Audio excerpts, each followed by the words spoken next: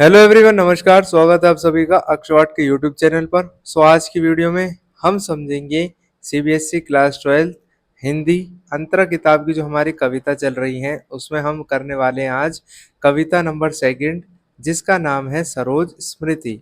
इस वाले चैप्टर को हम समझेंगे बड़ी आसानी से। सबसे पहले हम इसकी एक समरी देखेंगे, उसके बाद में हम चैप्टर के साप्रसंग व्याख्या को देखेंगे।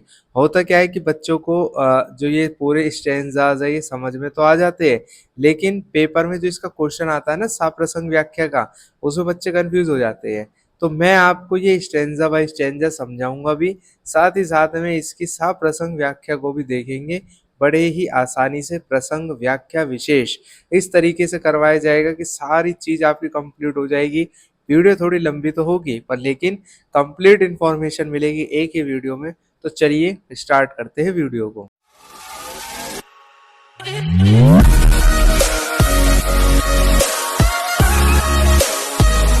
चैप्टर का नाम है सरोज स्मृति। ठीक है, कविता है ये हमारी। इसको लिखा है प्रमुख कवि सूर्यकांत त्रिपाठी निराला जी ने। उन्होंने इसमें अपनी रियल लाइफ को बताया है, अपनी बेटी के बारे में बताया है।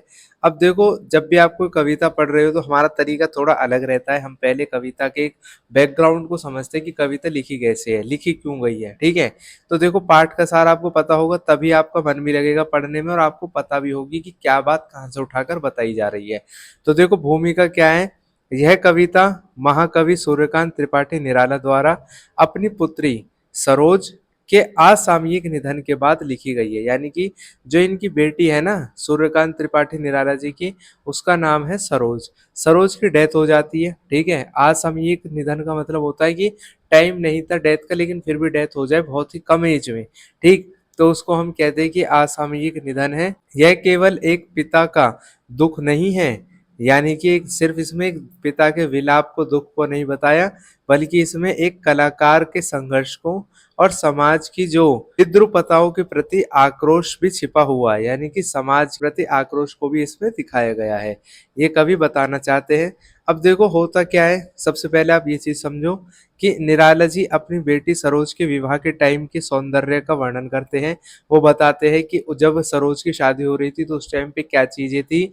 उन्हें सरोज के रूप में अपनी स्वर्गीय पत्नी, इनकी जो वाइफ होती है ना, वो उनकी भी डेथ हो रखी होती है, तो अपनी जो स्वर्गीय पत्नी होती है उसकी झलक दिखाई देती है सरोज में। वो कहते हैं कि सरोज का विवाह सादगी की मिसाल था, यानी कि बहुत सिंपल विवाह था जिसमें कोई शोर शराबा नहीं था, केवल एक पवित्र शांति थी। फिर उसके बाद में ये बताते हैं जो हमारे कवि है कि सरोज की माता का देहांत पहले हो गया था, यानी कि उनकी डेथ हो चुकी थी। तो माता पिता दोनों का कर्तव्य निराला जी ही निभाते हैं, इसलिए निराला जी ने ही माता और पिता दोनों की जिम्मेदारी निभाई थी। विवाह की जो कुल शिक्षा थी, तो उससे लेकर विदाई की रस्मों तक सब निराला जी ने स्वयं किया था। जो काम इनकी वाइफ को करना था, जो आशीर्वाद वगैरह होता देना था, वो दोनों इन्होंने ही किया था। ठीक, क्योंकि इनकी वाइफ की पहली डेथ हो जाती है और जब इनकी लड़की की शादी होती है तो उस टाइम पे ये बात अपनी बता रही है कि शादी के टाइम पे भी ये बहुत ही ज्यादा सुंदर लग रही थी इनकी पुत्री सरोज, और आज इसकी डेथ हो गई है तो उसके दुख को इसमें बताया गया है। ठीक है, ननिहाल का स्नेह। सरोज का जो अधिकांश जीवन है अपने ननिहाल यानी कि नानी के घर में बीता था। वहां उसे मामा मामी का अपार प्यार मिला। निराला जी बताते हैं कि सरोज की माँ जहाँ की लता थी, यानी कि सरोज की माँ जहाँ की थी, सरोज वहीं की कली बनकर खिली, यानी कि सरोज भी वहीं पली बड़ी। देखो आपकी जहाँ पर इनकी मदर थी तो वहीं इनको भी जाकर रहना पड़ा। क्यों? क्योंकि इनकी मदर की डेथ हो गई थी। तो अंत में मृत्यु के समय भी उसने अपनी नानी की गोद में शरण ली। यानी कि जो सरोज है वो अपने लास्ट टाइम पे जब उनकी मृत्यु निकट थी तो अपनी नानी की ही गोद में उन्होंने शरण ली थी, यानी कि वो अपनी नानी के पास में ही थी। उसके बाद में कवि निराला जी ये बताते हैं कि शकुंतला से तुलना करते हैं वो, और साथ ही साथ में डिफरेंस भी बताते हैं। निराला जी सरोज की जो तुलना कालिदास की शकुंतला से करते हैं, लेकिन वे यह भी कहते हैं कि सरोज का दुख शकुंतला से बड़ा था। यानी कि सरोज का जो दुख है वो काफी बड़ा था शकुंतला से। शकुंतला की माँ उसे छोड़कर चली गई थी, पर सरोज की माँ तो मृत्यु ने छीन ली थी। यानी कि बहुत दुख भरी स्थिति है, आप फील कर सकते हो इसको कि उसकी मदर जो थी शकुंतला की, वो तो उसे छोड़कर गई थी, लेकिन सरोज की मदर तो मृत्यु ने छीन ली थी, वो मर गई थी। तो ये कवि बताना चाहते हैं कि शकुंतला से तुलना भी करते हैं और डिफरेंस भी बताते हैं, ठीक है। उसके बाद में कवि का व्यक्तिगत संघर्ष इसमें बताया गया है, यानी कि कवि अपनी लाइफ के बारे में बताते हैं। अंतिम अंश में निराला जी स्वयं को भाग्यहीन पिता कहते हैं। उनका पूरा जीवन गरीबी में और संघर्षों में बीता। वे इस बात से दुखी है कि वे अपनी बेटी को वह सुख नहीं दे पाए जिसकी वह हकदार थी। अंत में वे अपने जीवन भर के पुण्यों का फल अपनी बेटी को समर्पित करते हुए उसका तर्पण करते हैं। यहाँ पर बहुत ही एक दुख को दिखाया गया है, ठीक है, यानी कि एक ऐसी फीलिंग को बताया गया है कि जो बहुत ही ज्यादा दुखद होती है। कवि ये बोलते हैं कि वो अपने लाइफ में बहुत कुछ करना चाहते थे अपनी बेटी के लिए, सरोज के लिए, और वो बेटी उस चीज के लायक भी थी, लेकिन उनके पास में बहुत ज्यादा पैसा नहीं था और वो सुख नहीं दे पाए अपनी बेटी को। तो यही चीज इसमें बता रखी है। लास्ट में इसका निष्कर्ष है कि सरोज स्मृति निराला जी के हृदय की गहरी पीड़ा को, यानी कि दुख का दस्तावेज है। यह कविता हमें सिखाती है कि एक पिता का अपनी पुत्री के प्रति जो प्रेम है वो कितना पवित्र और निस्वार्थ होता है। यानी कि इसमें फादर का डॉटर के लिए लव को दिखाया गया है, प्रेम को दिखाया गया है। यह सादगीपूर्ण जीवन और संघर्षों के बीच भी अपने धर्म पर अडिग रहने की प्रेरणा देता है। तो ये बात इसमें बता रखी है। तो ये आपको पढ़ के समझ में आ गया होगा कि कविता में क्या क्या चीजें हो रही होंगी। ये उस टाइम की कविता है जब इनकी बेटी सरोज की डेथ हो जाती है, और फिर ये सरोज की शादी के टाइम को याद करते हैं, यानी कि उसकी डेथ पर उसके शादी के टाइम को याद करते हैं कि कैसी कैसी सब चीजें हुई थी। ये वाली बात इसमें बता रखी है। अब आप स्टेंजा बाय स्टेंजा इनका मीनिंग समझो, फिर उसके बाद में हम इसकी सप्रसंग व्याख्या भी देख लेंगे। होता क्या है कि बच्चों को बहुत कंफ्यूजन रहती है कि हमें इसका मीनिंग तो पता चल गया है, लेकिन सप्रसंग व्याख्या कैसे करनी है। तो मैं आपको इसका मीनिंग भी बताऊंगा और सप्रसंग व्याख्या कैसे करनी है वो भी बताऊंगा, बिल्कुल ईजी वे में। तो देखो, सबसे पहले आप इसको स्टेंजा को रीड करो। देखा विवाह अमूल नवल, तुझ पर शुभ पड़ा कलश का जल, देखती मुझे तू हंसी मंद, होठों में बिजली फंसी स्पंद, और में भर झूली छवि सुंदर, प्रिय की अशब्द श्रृंगार मुखर, तू खुली एक उच्छ्वास संग, विश्वास स्तब्ध बंद अंग अंग, नत नयनों से आलोक उतरा, कांपा अधरों पर थर थर थर, देखा मैंने वह मूर्ति धी थी, मेरे वसंत की प्रथम गीति। तो ये बात इसमें क्या चीजें बता रखी है, अब हम उसको समझते हैं। सबसे पहले हमने स्टेंजा को रीड किया है। सप्रसंग व्याख्या जब भी आप करोगे तो पेपर में आपको नंबर तभी मिलेंगे जब आप प्रसंग लिखोगे। उसके बाद में आपको लिखना पड़ेगा व्याख्या, ठीक है, कंप्लीट एक्सप्लेनेशन। उसके बाद में आपको लिखनी पड़ेगा इसके विशेष, ठीक है। तीनों को कैसे लिखना है बिल्कुल आसानी से समझा देता हूं मैं। देखो, सबसे पहले प्रसंग में क्या चीज लिखोगे आप, आपको लिखना है प्रस्तुत पंक्तियां हमारी पाठ्य पुस्तक अंतरा भाग 2 में संकलित महाकवि सूर्यकांत त्रिपाठी निराला द्वारा रचित सरोज स्मृति से ली गई है। यानी कि ये पंक्तियां हमारी किताब अंतरा से ली गई है, जिसको लिखा है सूर्यकांत त्रिपाठी निराला जी ने। यह कविता निराला जी की मृत पुत्री, यानी कि जो पुत्री की डेथ हो गई है सरोज, उसकी याद में लिखी गई है, ठीक है। यहाँ पर ये बात बता रखी है। अब ये चीज अगर आप एक्सप्लेन कर दोगे इसमें तो पता लगेगा टीचर को कि हाँ आपने अच्छे से एक्सप्लेनेशन की है, इसका मतलब आप अच्छे से पढ़ कर आए हो। तो प्रसंग लिखने का ये तरीका सबसे बेस्ट माना जाता है। उसके बाद में आप और भी ज्यादा डीप में लिख सकते हो कि इन पंक्तियों में कवि अपनी बेटी सरोज के विवाह के समय के अलौकिक सौंदर्य को, यानी कि इसमें जो ये पंक्तियां दे रखी है इसमें कवि अपनी बेटी के शादी के टाइम के जो सौंदर्य है उसके रूप का वर्णन कर रहे हैं, जो उन्हें अपनी स्वर्गीय पत्नी की याद दिलाता है। यानी कि उस लड़की को देखकर, उस लड़की की शादी को देखकर, अपनी बेटी की शादी को देखकर उन्हें अपनी स्वर्गीय पत्नी की याद आती है। अब व्याख्या समझो आप इसकी। व्याख्या करते टाइम में मैंने पहले भी बताया था, अब भी बता देता हूँ कि जो ये मैंने ऐसे बोल्ड में पॉइंट्स लिखे हुए हैं आपको ऐसे नहीं लिख कर आने हैं, आपको सीधी सिंपल एक्सप्लेनेशन ऐसी करनी है, ठीक है। ऐसे ही एक्सप्लेनेशन सिंपल सिंपल करनी है। ये मैंने पॉइंट्स इसलिए लिखे हैं जिससे अगर आप इसको पढ़ोगे तो आपको आसानी से समझ में आ जाएगा। पेपर में आपको अलग से बोल्ड करके लिख के आने की जरूरत नहीं है, सीधा यहाँ से स्टार्ट करना, ये स्टार्ट करना, नीचे के स्टार्ट करना, आसानी से सीधा सीधा लिखते चलना। इस तरीके से मत लिखना कभी पहले ये बोल्ड करो फिर उसके बाद लिखो फिर ये बोल्ड करो, नहीं। ये मैंने सिर्फ आसानी से समझने के लिए आपके लिखे गए, ठीक है। तो देखो, कवि कहते हैं कि सरोज का विवाह पूरी तरह से नया और अनोखा था, क्योंकि इसमें कोई तड़क भड़क या शोर शराबा नहीं था। जब विवाह के कलश का पवित्र जल सरोज पर पड़ा, तब वह अपूर्व चमक रही थी। यहाँ पर कवि बताते हैं अपनी बेटी की शादी के टाइम के उस मोमेंट को, कि उसकी शादी जो है वो बहुत ही सादगीपूर्ण थी, यानी कि सरलता से की गई थी। उसमें किसी भी तरीके का शोर शराबा नहीं था। सरोज के चेहरे पर एक मंद मुस्कुराहट थी। कवि को ऐसा लग रहा था मानो उसके होठों में बिजली की कंपन फंसी हुई हो, जो बाहर तो नहीं आ रही थी, पर चेहरे को दीप्तिमान यानी कि ग्लो कर रही थी। यानी कि वो बता रही है कि उसकी मुस्कुराहट ऐसी लग रही है मानो उसका फेस बहुत ज्यादा चमक रहा है बेटी का। उसके बाद में कवि ये बात बताते हैं कि जो लड़की है, जो उनकी बेटी है सरोज, वो माता की छवि की तरह लग रही है, यानी कि माता की तरह लग रही है। जो उनकी माता है, जो अब इस टाइम पे धरती पर नहीं है, तो सरोज की जो मम्मी है उनकी डेथ पहले ही हो चुकी है। तो लेखक ये बात बोलते हैं कि वो अब अपनी मदर की तरह ही लगती है, ठीक है।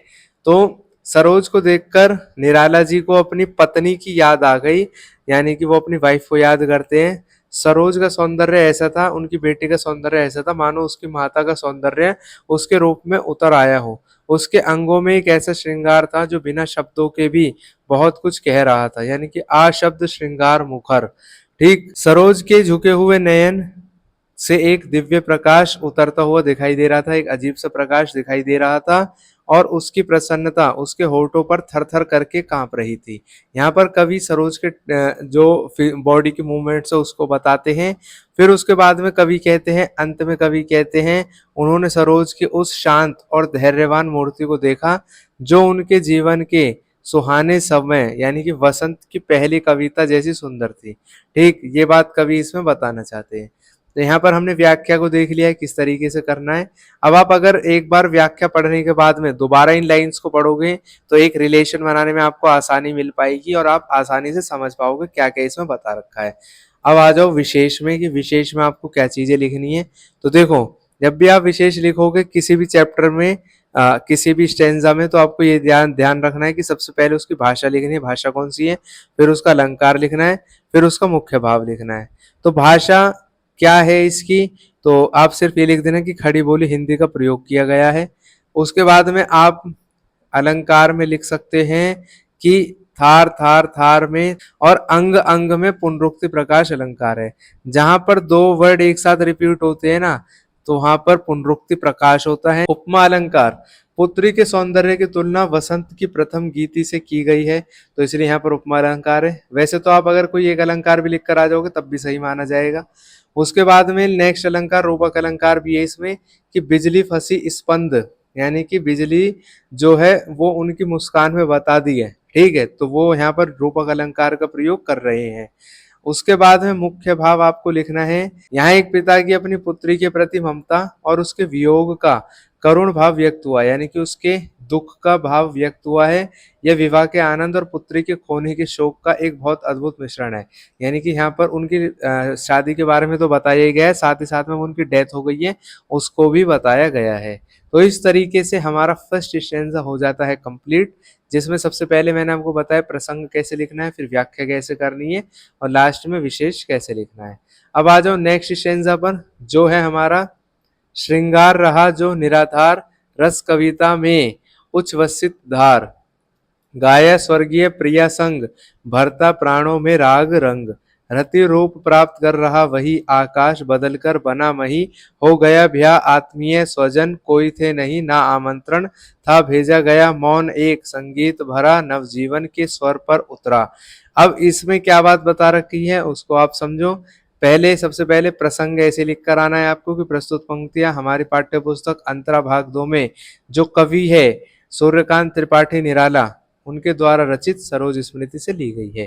तो ये तो बिल्कुल आसान से पॉइंट एक बार याद कर लोगे, हर कहीं पर वही लिखा जाएगा जहां पर भी सरोज स्मृति का क्वेश्चन आ जाए। उसके बाद में आपको लिख देना है कि यह कविता निराला जी की पुत्री सरोज के निधन के बाद उसकी याद में लिखा गया एक करुण शोक गीत है, ठीक है। यानी कि एक दुख भरा गीत है जो उनकी जो बेटी है सरोज, उसके डेथ के बाद लिखते हैं निराला जी। अब आ जाओ नेक्स्ट में, फिर आप आगे ये भी एक्सप्लेन कर सकते हो कि इन पंक्तियों में कवि सरोज के विवाह के टाइम उसके अद्भुत सौंदर्य का वर्णन कर रहे हैं और बता रहे हैं कि सरोज का विवाह आम शादियों से बहुत अलग था और शांत था। ठीक है, ये वाली चीज आप लिख कर आओगे तो ऐसा प्रसंग अगर आप लिखोगे तो आपका प्रसंग सही माना जाएगा। अब आओ व्याख्या पे। व्याख्या कैसे करनी है इसकी? सबसे पहले आप समझो कि इन पंक्तियों में क्या बात बता रखी है। जो भी चीज इन पंक्तियों में बता रखी है उसकी वर्ड टू वर्ड एक्सप्लेनेशन ही व्याख्या होती है। तो व्याख्या में आपको लिखना है, कवि कहते हैं कि जो श्रृंगार उन्होंने अपनी कविताओं में बिना किसी आधार के केवल कल्पना में लिखा था वह आज उनकी बेटी के रूप में सजीव हो उठा है। यानी कि कवि ये बात बता रहे हैं कि जो श्रृंगार वो अपनी कविताओं में लिखते थे ना, वो ऐसा लग रहा है कि वही श्रृंगार उनकी बेटी के रूप में आ गया है। इतना ब्यूटीफुल लग रही थी उनकी बेटी, ये बात वो इन लाइन में बता रहे हैं। उनकी कविताओं का जो रस है आज सरोज के रूप में बह रहा है। यानी कि कवि अपनी बेटी की तारीफ करते हुए बताते हैं कि बेटी बहुत ही ज्यादा सुंदर लग रही है। अपनी बेटी को दुल्हन के रूप में देखकर निराला जी को अपनी स्वर्गीय पत्नी की याद आती है। वे कहते हैं कि जो गीत उन्होंने अपनी पत्नी के साथ मिलकर गाए थे वही राग रंग और खुशियां आज सरोज के रूप में उनके सामने हैं। यानी कि जो गीत वो अपनी पत्नी के साथ उन्होंने गाए थे और आज उनकी पत्नी इस दुनिया में नहीं है, लेकिन वही राग रंग और खुशियां आज सरोज यानी कि उनकी बेटी के रूप में उनके सामने है। ये बात कवि बता रहे हैं कि उनकी बेटी के शादी के टाइम पर उनको याद आती है अपनी वाइफ की। अब कवि कहते हैं कि कवि को ऐसा महसूस हो रहा है मानो उनकी बेटी का रति जैसा अलौकिक सौंदर्य बेटी के रूप में धरती पर उतर आया हो। यानी कि सरोज में अपनी बेटी में उन्हें अपनी पत्नी का ही रूप दिखाई देता है। उसके बाद में कवि कहते हैं कि सरोज का विवाह बहुत साधारण था। इसमें ना तो बहुत सारे आत्मीय स्वजन यानी कि रिश्तेदार बुलाए गए थे और ना ही किसी को आमंत्रण भेजा गया था। चारों ओर कोई शोर शराबा या गीत संगीत नहीं था, बल्कि एक गहरा मौन छाया हुआ था। वही मौन एक नए जीवन के संगीत की तरह सरोज के भविष्य में उतर रहा था। यानी कि कवि, जैसा मैंने आपको स्टार्टिंग में बताया, कवि के पास में बहुत ज्यादा पैसा नहीं होता है तो रिश्तेदार वगैरह कोई भी नहीं आते इनकी शादी में, बेटी की में। तो यही बात इसमें बता रखी, चारों ओर कोई भी शोर शराबा नहीं था, गीत संगीत नहीं थे, बल्कि एक मौन था यानी कि साइलेंस था चारों तरफ। ठीक है, और वही साइलेंस जो था, तो कवि कह रहे हैं कि वही साइलेंस एक नए जीवन के सॉन्ग की तरह सरोज के भविष्य में उतर रहा था। यानी कि साइलेंस को कंपेयर कर दिया है सॉन्ग से, क्या वो नए जीवन की शुरुआत हो रही है उनकी बेटी के, तो वही साइलेंस एज अ सॉन्ग गाया जाएगा उनकी बेटी की लाइफ में। ठीक, अब विशेष में आपको ये चीज लिखनी है कि भाषा, तो इन पंक्तियों में खड़ी बोली हिंदी का प्रयोग है। अलंकार की अगर मैं बात करूं तो राग रंग में आप देखोगे रा रा जो लेटर्स है वो रिपीट हो रहे हैं, और जहां कहीं भी लेटर रिपीट होते हैं वहां पर अनुप्रास अलंकार होता है। तो राग रंग में अनुप्रास अलंकार है और सा सा स्वजन संग इनमें अनुप्रास अलंकार है। तो अलंकार आप लिख दोगे, भाषा आप लिख दोगे और मुख्य भाव आप लिख दोगे तो आपका विशेष वाला पार्ट कंप्लीट हो जाएगा। विशेष हो जाएगा, फिर व्याख्या हो जाएगी और प्रसंग हो जाएगा। तो सा प्रसंग व्याख्या में पूरे में से पूरे नंबर आपके हो जाएंगे।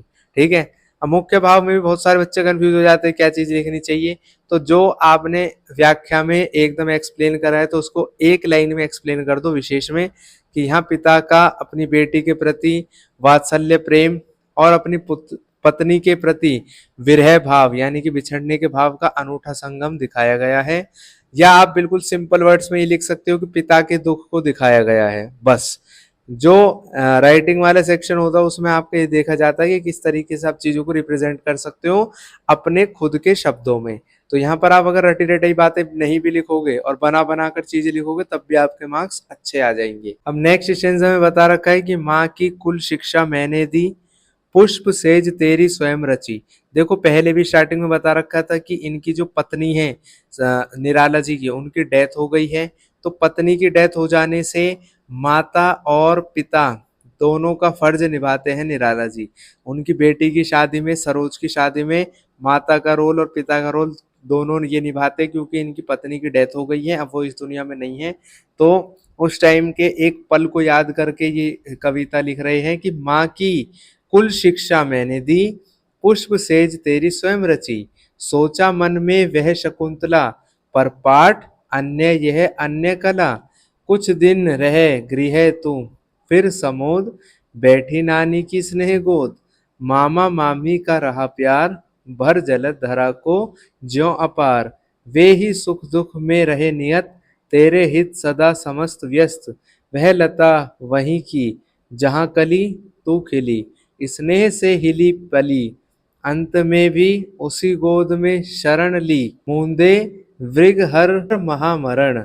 यहाँ पर कवि लास्ट में बताते हैं कि जहाँ से इनकी मम्मी, यानी कि कवि अपनी पत्नी के बारे में बताते हैं कि जहाँ इनकी पत्नी पली बड़ी थी, ठीक है, वहीं पर इनकी बेटी भी पली बड़ी है। क्यों? क्योंकि इनकी पत्नी की डेथ हो जाती है, तो इनकी बेटी जो अपने मामा मामी के यहाँ पर, नाना नानी के यहाँ पर रहती है, तो कवि बोलते हैं कि जहाँ तुम्हारी मम्मी बड़ी हुई वहां पर तुम बड़े हुए।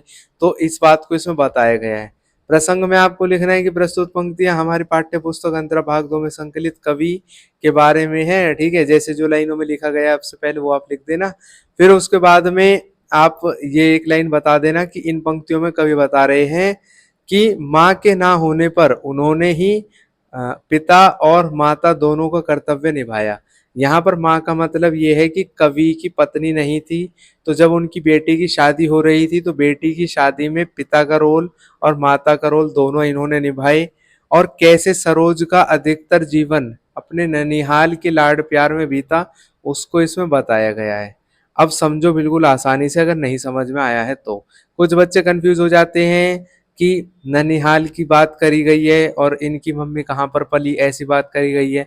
तो देखो अब आप समझ जाओगे बिल्कुल आसानी से। निराला जी पहले कहते हैं कि सरोज की माँ नहीं थी, इसलिए विवाह के टाइम जो शिक्षा माँ को देनी चाहिए थी वह मैंने ही दी, यानी कि वो कभी नहीं दी थी।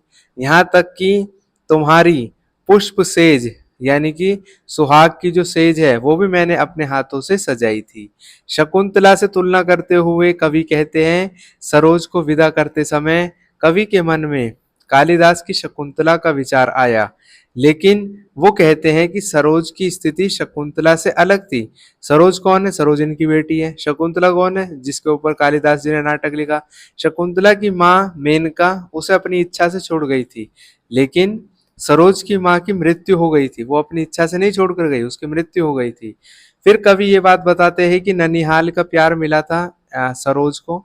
विवाह के कुछ समय बाद सरोज प्रसन्नता के साथ अपनी नानी के घर चली गई। वहां उसे मामा मामी का वैसा ही प्यार मिला जैसे बादल धरती पर पानी बरसाते हैं, यानी कि मामा मामी का प्यार इस तरीके का था जैसे बादल धरती पर पानी बरसाते हैं।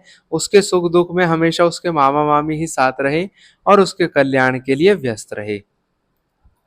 उसके बाद में कवि यहाँ पर बताते हैं कि वही लता वही कली, यानी कि कवि कहते हैं कि सरोज की माँ जहाँ की थी सरोज भी वहीं खिली और पली बढ़ी।